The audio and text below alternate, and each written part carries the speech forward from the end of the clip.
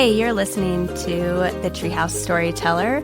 Meet me in the treehouse for God-shaped storytelling. Treehouse Storyteller is where we can come together as messy parents seeking Jesus together and raising kids to love him too. If you aren't scared of addressing cultural issues head on and finding a deeper understanding of the biblical worldview to share with your children, then you've come to the right place. I'm not afraid to be transparent and tell all of the juicy details. Our children are being chased by the world, and it is our job to be well equipped and know not only how to lead our flock, but successfully send our arrows out into the world one day to build the kingdom. So snuggle up by the fire or soak up the sunshine with those earbuds in and meet me in the treehouse for some biblical storytelling.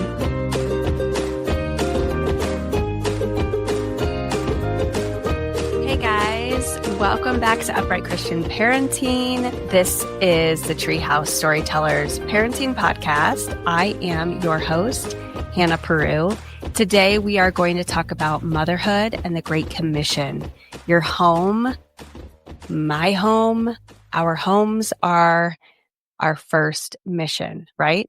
I have this sign in my house that I have to see every time I walk from the kitchen through our family room into our master. And it says the most important work you'll ever do is within the walls of your home. And I wholeheartedly believe that that has to come first. That is always our first priority. Our marriages have to be right. Our relationship with the Lord obviously comes first. And then after our marriages, our children, our home, that is our first ministry. And then anything after that comes in line after that. So, there is an order there. There's a God-ordained order that I believe we are to respect. And we're going to talk a little bit about that today. And I'm getting still kind of situated in here with my coffee and everything. Guys, we are going to dive into something. I have a challenge for you at the very end. So wait until then to make sure you learn all about the challenge. But we're going to talk about discipleship at home. We're going to talk about bedtime because there's something there. We're going to talk about just practical things we can do, journaling. But we're just going to be a little honest, which is, always how I roll. And we're going to just go really deep into some of this stuff. So, guys, welcome back. We're learning to raise our families upright in a sideways culture. I'm your host, Hannah Pierrou, wife, mama, author. But really, guys, I'm just a normal mom trying to hear God's voice over the noise of 1,000 laundry piles and a dishwasher that I always forget to turn on. So, if you've ever felt the weight of discipleship and motherhood and thought, oh my word, Lord, you picked the wrong girl. I can't do this. I'm exhausted. Well, today's episode is especially for you. So today we're talking about motherhood and the Great Commission. Your home is the first mission field. So guys, let's talk about a really honest story for a second. I'm going to be real. I need to confess something to you guys. And if you're a mom, you want to maybe raise your hand with me on this. I know this is a terrible thing to feel like this is the last thing that I would ever want to admit as a mom. I hate bedtime. I really, really don't like it. My kids are getting older. I have practically 2 teenagers. I have a 15-year-old son now who is driving me around in circles. I have, so pray for me there. I have a 12-year-old going on 13. She'll be 13 really, really soon. And then I have a 6-year-old going on 16, right? So I have, pretty much 2 teenagers and one that just kind of wants to fall in line. And as homeschool families, you guys might relate, bedtime isn't always as structured as bedtime in maybe public school or private school scenarios. Sleep is a little bit more relaxed, or schedules of sleep around bedtime or waking up for us. We're still semi-strict of needing to get out of the bed in the morning and get to work and get your job done and get your schoolwork done. I am at least pretty pushy on that. I don't let them wait till halfway through the day. But at the same time, it's homeschool and we kind of run by our own clock. And the more kids sleep in, the more mama gets time in the morning in the quiet. And I get to just relax and do the morning things kind of on my own in a peaceful setting when I'm like fresh. But that creates a little bit of a pickle come bedtime. So it's something that we are working through in our household because it needs refined. It needs to make a change. That's an area that we are addressing and we know is a point of friction for us. And it cuts into my time with my husband. And so, that's really something that we're looking at revising. But guys, it's the bedtime that at least in my family, it is one of the most deep thought, deep conversational times. Like, hey, now let's get into a debate about this. Or, hey, mom, I was thinking about this. Or, hey, I can't sleep because of XYZ. And now we have to dig into this like ridiculous, hey, I was getting ready to turn the light on. And now 20 minutes later, we are in a deep philosophical, deep theological conversation. And those conversations you don't want to skip. You don't want to be like, well, we'll deal with it in the morning, babe. It's like, oh my word, my kid is asking me something that is so important and so vital to their spiritual health, to how they're feeling mentally, how their emotions are. Like, we've got to address this. And I can't wait till tomorrow morning. I don't want to wait. And, some conversations we kind of give a shorter answer and then we elaborate the next day. Like, yes, there's room for that to be the choice there. But at the same time, oh my word, when our kids are really asking us those hard things, if we don't answer them, they're going to find the answer from someone else. So, and you don't know if they're going to ask it again. So you really want to capitalize on some of those questions. And, this isn't just my teenager. It goes all the way down to my 6-year-old. We've got 2 barn cats that we make sure every single night possible that we bring those kitties in to their cat house. Every night, we have every single predator that you can possibly think of that lives like in our neighborhood. So we've got the mountain lions, the bears, the bobcats, and everything likes to eat chickens. Well, most everything likes a teeny tiny barn cat. So thankfully ours are, pretty beefy and they eat a lot of mice and they're healthy and they're fat, but sometimes they wander a little bit and we have to go on a hunt to find them. And this one particular night, we could not find Zipper, who is the girl's cat. So my youngest 6-year-old was laying in bed and she was just terrified. She was picturing with her wild imagination every bobcat, every mountain lion, every predator just going to be able to get Zipper tonight. And we couldn't find him. We didn't get him in. And we had to talk through that fear. And what we had to do was lay it at the foot of the cross together. I had to help walk her through this. And I knew if I didn't stop and really address this fear, that one, it's going to create a root system in her where she is not going to, I'll put it this way. Maybe she's going to learn that, I am just supposed to be scared when these things happen. I'm supposed to just live in fear when these things happen.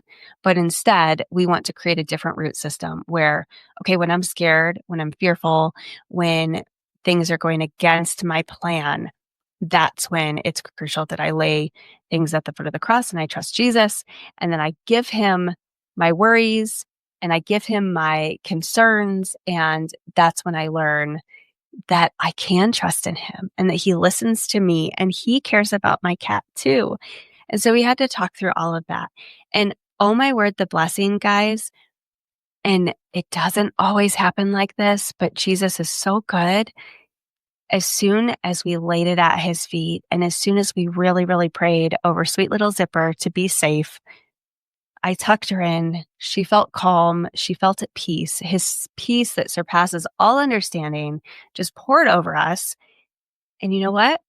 I went, turned the light on outside, double checked. I actually peeked outside, listened for a second. It was a really still night. and I could hear something crunching. I'm like, okay, it's either a deer, but I'm pretty sure it's a cat. I think the cat's coming back. So I shined a flashlight out into the woods, and sure enough, I saw him right there. And so I, yelled for him, and he just came running down, and we were able to get him inside before she fell asleep.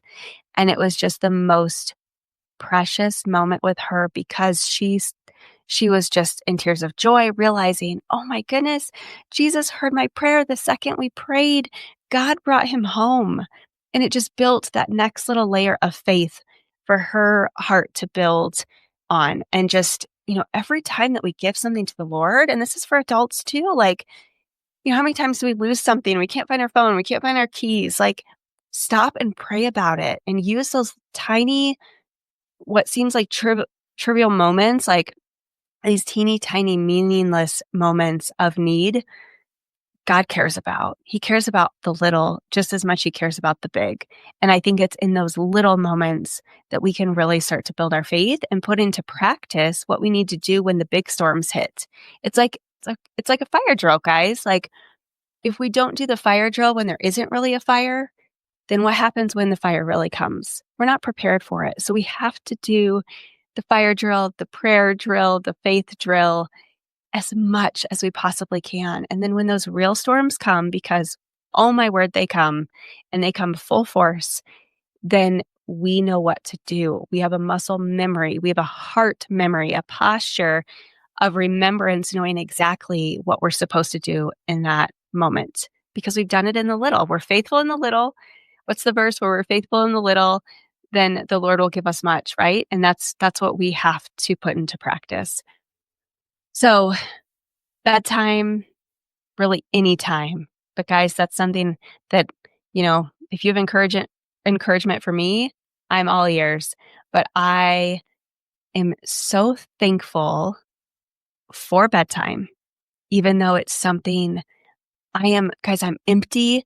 I'm done. My cup is completely poured out, and that's not something that I really want to spend a lot of time doing.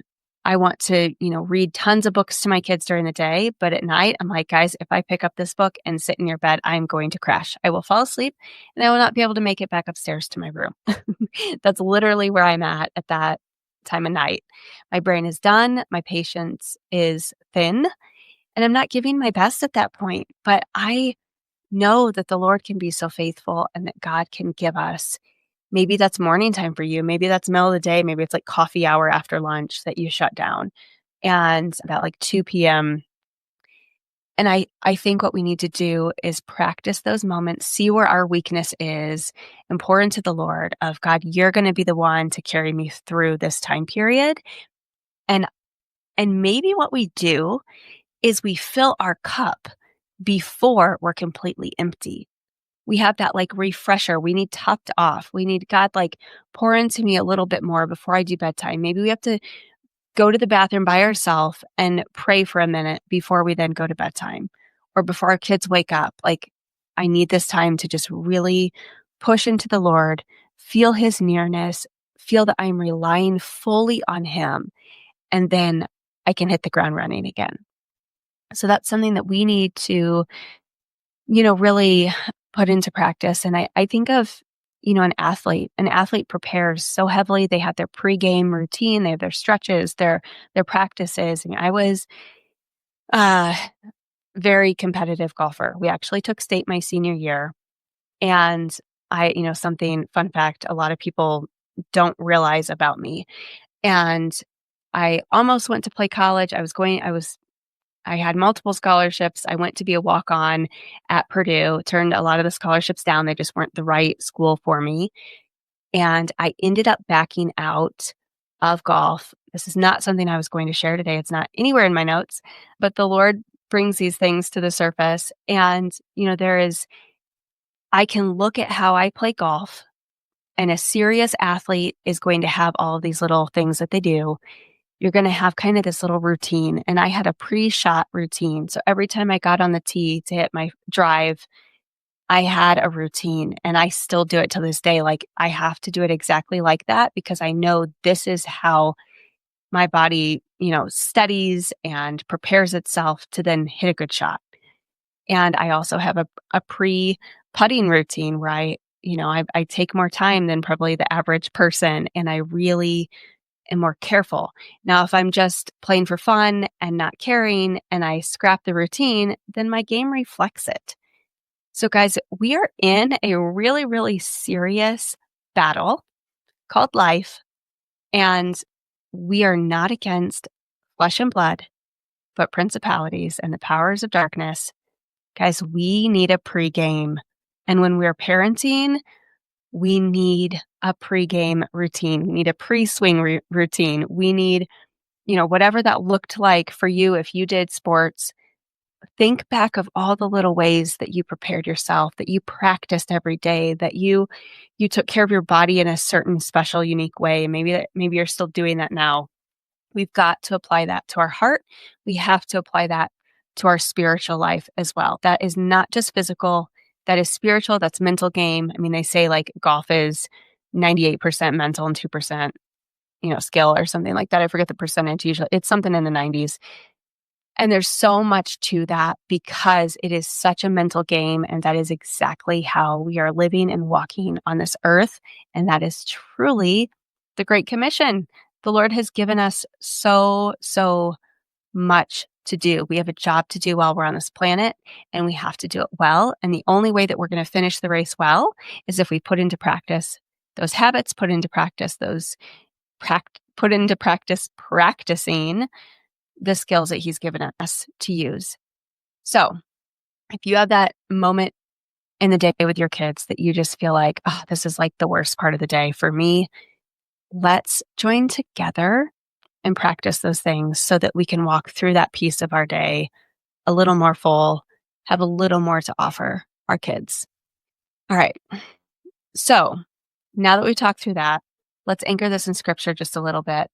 So Jesus said in Matthew 28:18-20, all authority, and this is the Passion version, guys, or Passion translation. I am so in love with the Passion Bible right now. I think my artist heart just needs it. I love the poetry around it. I love just the depth and the extra adjectives and all the feels. I go obviously back and forth from many different versions, but I just really want inspired by a verse and have it just pierce my heart a little bit more, then the Passion translation has been a lovely way to do that. So it says, all the authority in the universe has been given to me. Now go in my authority, and this is Jesus talking. Now go in my authority and make disciples of all nations and teach them to faithfully follow all that I've commanded you, and never forget that I am with you every day, even to the completion of this age. Guys, Jesus has all authority and He's handed it off to us. He literally, it's like my son does track. I hate running. Don't make me run like ever. But he's incredible at running. He enjoys it. He actually wants to do it. It's amazing. But he likes doing the relay where they pass the baton.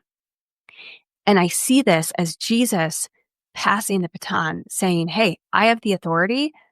Here it is. Now it's your turn. I'm passing this off to you, and go make it disciples of all nations. And when we hear all nations, a lot of times we think so big picture, like, oh, mission trips, unreached tribes, stadiums of people. I mean, we have seen that in full force the last, month and a half. We have seen the stadiums of people. We've experienced what that looks like and the magnitude of what that can be. But let's break it down a little bit, because while we need those stadium moments, while those are so amazing and reaching the multitudes, we also need to realize that all nations starts in the walls of our home. It starts where I'm walking. It starts where I'm sleeping at night, where I'm waking up in the morning. It starts where I am the most vulnerable. That is where the mission begins. And that's also where our little people are, or our people that are growing into adults. That is where our mission is. And that's where it has to start first and foremost. Our kids are part of those nations. In Deuteronomy 6:6-7, it says, repeat them again, talking about the words law. Repeat them again and again to your children. Talk about them when you're at home and when you're on the road and when you're going to bed and when you're getting up. Back in the short season that we did public school, my drive, getting everyone in the car was absolutely the worst. Worst part about, if there's a reason to leave public school for any other, if there wasn't 1,000 other reasons to leave public school from my perspective, it was enough to stop going to public school just for the sake of fighting over getting everyone into the car. Where's your water bottle? Where's your backpack? Oh, you forgot this. Where's your shoes? Oh my word, I hated it. But once we were in the car, once we had all the water bottles, once we had all the things that we needed, the coats, the gloves, the hats, the shoes, so hard getting all the things, that 9-minute drive from our house to the school was the sweetest time for me, because I would intentionally know that I wasn't going to see my kids until 3 p.m. or whatever. And I would pray over them. I would encourage them for their day. I would ask them how they were going to be a light in their classroom today. And we had the most intentional drive. And so sometimes we have to make use of something where, that's kind of like the season that Treehouse Storyteller actually grew out of, where I wrote my first children's book, Farm to Film, because I realized there were so many families and so many kids driving down the road, just staring at screens. They had, their little purple and blue and pink headphones on, and they weren't talking to each other. And it's kind of like when you're on an airplane and you have the person next to you, and like God gave you that person, and you're like, you're stuck with me for like 2 hours. Like, let's really have a conversation. And you can't like beat me up because we're on a plane. You can try, but it's not going to work very well. And then like we can actually sit here and talk, and like I can ask you questions and you can't go anywhere. Like the seatbelt sign's on, you're stuck right there, dude. I love that. I love that when our kids are in a car, everyone is buckled, you have a captive audience, and you can really talk through some of those things. And I think that is a practical means of living out Deuteronomy 6:6-7. Talk about them when you're at home, when you're on the road, when you go in, when you come in, when you go out, is what the, not TPT version is. And it specifically says when you go to bed or when you lie down and when you raise up, when you get up in the morning. We are called, this is a commission. We are called to talk to our children about the Lord. And if we don't fill them up with His truth, it's so real that the world will fill up your kids with the lies. The Lord knows exactly when hearts are softened and when the walls come down, and us as parents, we need to notice those exact moments where we can really take advantage of those just minutes in our life, whether it's breakfast or during family dinner, or when you're sipping your coffee and you're like, okay, I'm getting more coffee. We can talk. We're good now. Okay, just me? No? All right. So Acts 1-8 says, you will be my messengers in Jerusalem and throughout the earth. So where's our Jerusalem? I would love to someday go to Jerusalem. I have not been there. I have friends that have been there. I have many friends that have been. I have not been there. But I don't think we have to physically go to Jerusalem to live out the Great Commission. I think we can live correctly in our home, in our living rooms, in our giant SUVs, and our minivans, at our dinner table, in our bedtime routines. The Great Commission isn't something we add on top of motherhood, but motherhood is part of the Great Commission. Okay. Oh my goodness, guys. And if you have not started your family or you're still trying, I am praying over you today. Blessing upon blessing, blessings over fertility. If you are in a position where you know you'll never have kids, then it's still the same story. The commission, instead of motherhood, replace it with your home, your household, your community, your family, like that small, you're really near circle of influence, that is what we're talking about right there. So if there aren't children in your life, then that might look like your neighbor. That might look like just you and your spouse and the people that you're pouring into. And that becomes your Great Commission. And it starts there. And when it starts there, then it can build out, right? But you've got to start there first. So why is this so relevant in our culture? Why is this an urgency? We always try and apply this stuff to our crazy sideways culture. Taking a drink of coffee here. Look at my cute little mug. Isn't it adorable?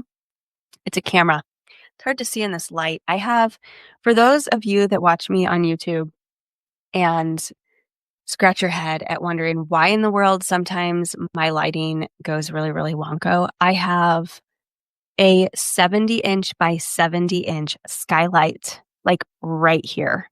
So it's a little intense. And when it's cloudy, it's like perfect filtered light. But then when it's sunny, it's like, oh my word, I need, like, the sun's starting to come out more and it gets so bright. Anyways, back to culture. Why does this stuff matter so much right now? Because the world is aggressively discipling our kids. We have had some breakthroughs. We are winning a little bit. We're gaining a little bit of ground. We've seen, I keep seeing news headline after another of different Planned Parenthoods closing. Like some of the giant ones have closed. Many, many, many of them have closed. They've lost some of the funding. Like there's a lot of change happening for the better. We're seeing more parents stand up in public school spaces. We're seeing more board meetings reflect that. There is, political leadership that we're seeing a shift. We're seeing God being invited back into our nation like never before. We're hearing Jesus being talked about by our vice president. I mean, there are some incredible movements happening. The whole story with, the Super Bowl, we're supposed to, at TPUSA, they are going to be rolling out a family-friendly event happening so that you can take part in that instead of the whatever bunny character crazy person that the Super Bowl currently has in place.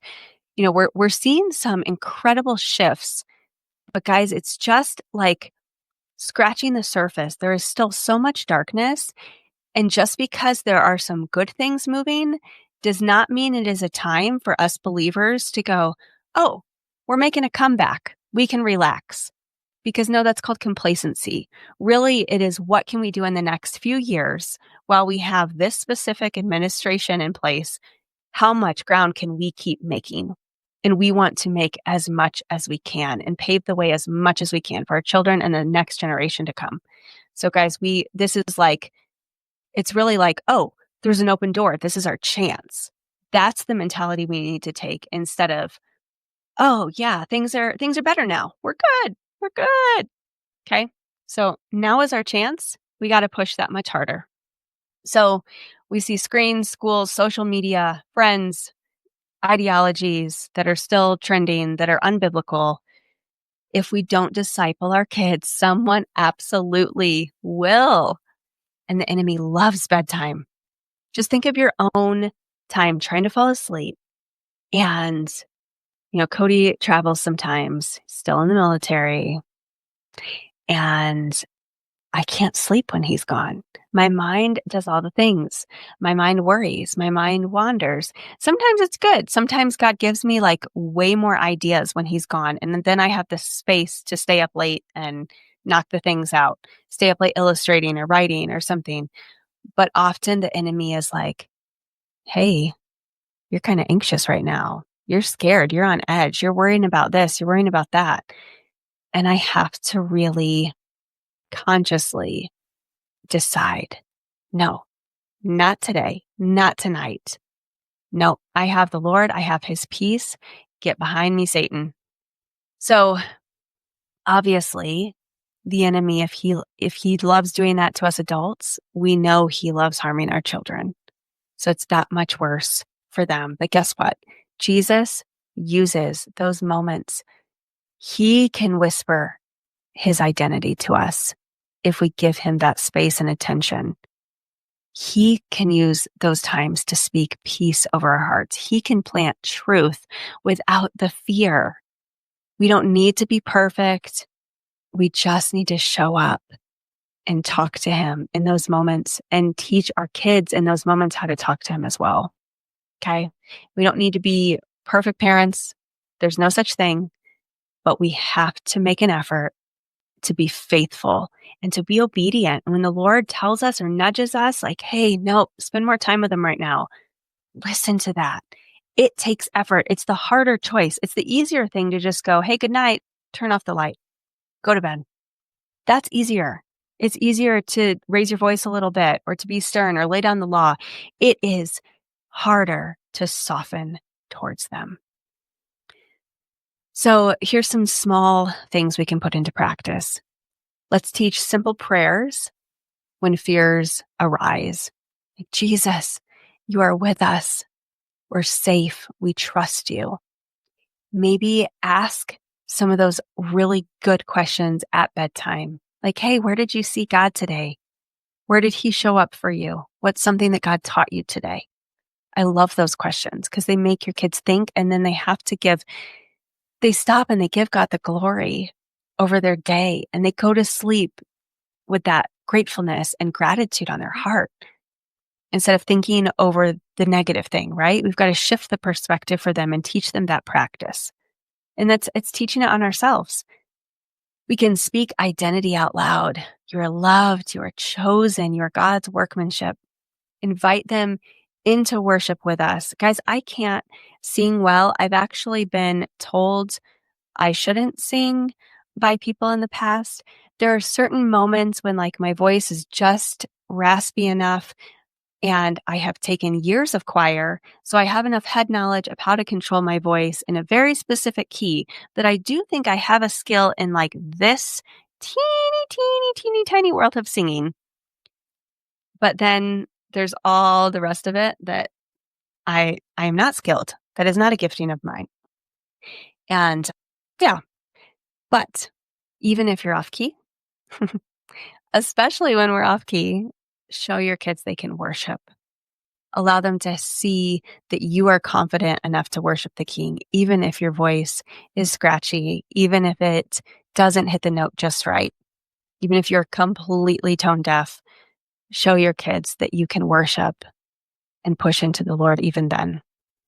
And maybe you do one of probably the most amazing transforming things, and you go through scripture at night and you read scripture together and you meditate over a verse or two. So guys, if you are listening, if you're watching, I'm going to show something here. If you're thinking, man, I really want to be able to do these things, and like, I know what she's talking about, like, Hannah, yeah, you're right. Like, I get it, but like, it just doesn't work. It's not that easy. I don't know where to start. I don't know how to stay consistent. Guys, you're not alone in this. I want to help you. Like, I'm right here with you. Okay. We're doing it together. We are battling. We are linking arms together. So I am going to start something Sunday, November 2nd. That is literally like days from now, but don't let that intimidate you. I'm leading a 4-week challenge that I'm calling the Wanderer's Journey, 4 weeks to a rooted motherhood. So I have a new resource, a new release called the Wanderer's Field Guide. You may have seen it on Instagram if you follow me there. It is a field guide. It is not in and of itself a devotional. It is not a Bible study. It is a beautiful journal. At least I think it is beautiful. I've spent a lot of time organizing it, putting it together for you guys. And it's basically 4 weeks. So it's a month-long study. It's not quite 30 days, but more of a 4-week timeline. And what we're going to do with it is going to do this together, start it at the same time. If you end up a week late, that's fine. I will still be doing it. Okay. So I invite you to do this with us. We are going to be gathering, and just knowing that you're linking arms with other people, I think is so important. So what it does, it's really hard to see on my video, but it starts with sermon notes on a Sunday, and then it goes through, and there's pictures online too. You can see it better that way. If you go to thetreehousestoryteller.com, There's a place for sermon notes, prayer requests. You know how you always run into people at church, or hopefully you run into people at church, and you're like, oh my goodness, what's going on with you? And that's when you kind of have those prayer requests that start to surface. There's a place for that there. Then every single day, Monday through Friday, has a place for taking Bible notes. So you have like a very organized page of taking, see if I can get it on the camera just right. There we go. Taking Bible notes. So you have your scripture, observation, application, and prayer. And then the next page has a page completely devoted for prayer time, for prayer requests, requests for other people in your life, confession and forgiveness, thanks and pray. So this is where I'd be like, Lord, I am terrible at bedtime. I've had a terrible mindset during it. Like, please help me there, Father. So every page or every day of the week has a page devoted to Bible study and prayer time. And then as you go through the week and get to the weekend, then you have places where if you're reading a Christian book and want to take some notes or something really stood out and you want to make sure you remember it, or if you have a really awesome event over the weekend, there's places to record that as well. And then the very back, which is kind of like my favorite secret thing, you kind of want to like hit this first, even though it's the very back page. It is a calendar for the entire month. And it's specifically designed not for you to put down all of your work notes or everyone's dance schedule or whatever sports your kids take, but this is specifically a calendar to call out, here is where I am making very intentional time for the Lord, whether that's having coffee with a friend and talking about Jesus, or, reaching out to someone that I've been witnessing to. Like it's literally a calendar that's designed to let you see, oh wow, like maybe I'm convicted here. Like I only did like 2 things on my calendar really intentionally for the Lord. Like how can I fill up my calendar more and prioritize him more for doing his work? Okay? And that can be absolutely with your kids like we talked about first, but then as you master that, then we can expand there. So, this is not just for moms.